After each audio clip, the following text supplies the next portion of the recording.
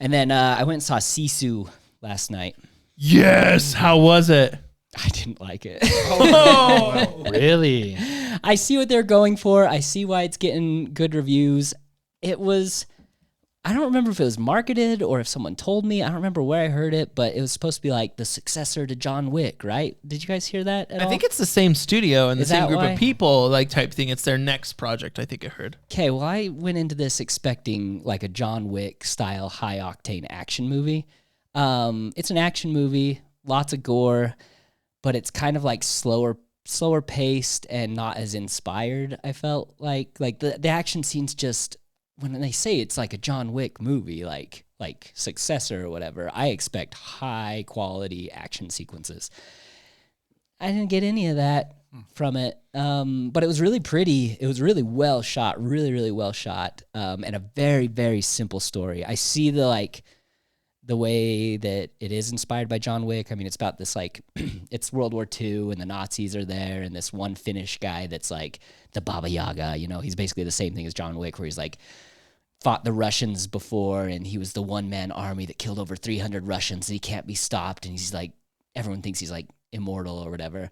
Do they call him the White Death at all in that one? They have some Finnish word for it that they call him. I can't remember what it was. I just called him Sisu, even though that was his name. So like Sisu is like an attitude or like a mentality of Finnish people, which is to like endure, to persevere, and to like push forward, like really aggressively. Like it said at the beginning, there's like a caption that says there's no translation, there's no word for it in English language. So Interesting. So I just expected, and then on top of it, there's a dog.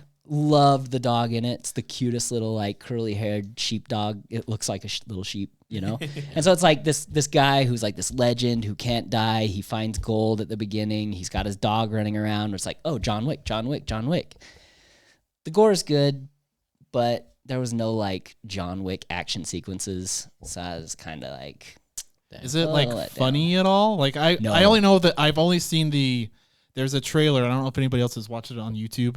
But it's like, because it shows the dog, and it's like, yes, I saw that trailer.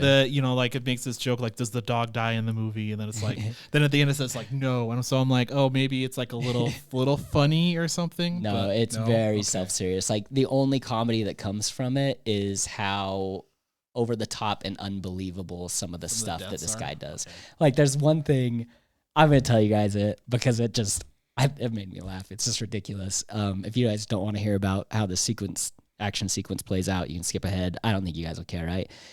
Okay, skip ahead like a minute or so he jumps in the water and the Nazis are trying to kill him. He sinks down to the bottom, and one by one the Nazis are like jumping in to try to like get him, and in order to stay under the water longer, he sneaks up on the Nazis underwater and will slit their throat and then breathes the air out of their throats.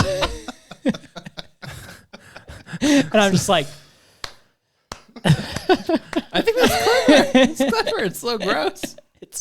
It reminded me of like Sonic the Hedgehog eating those big bubbles, but out of someone's throat.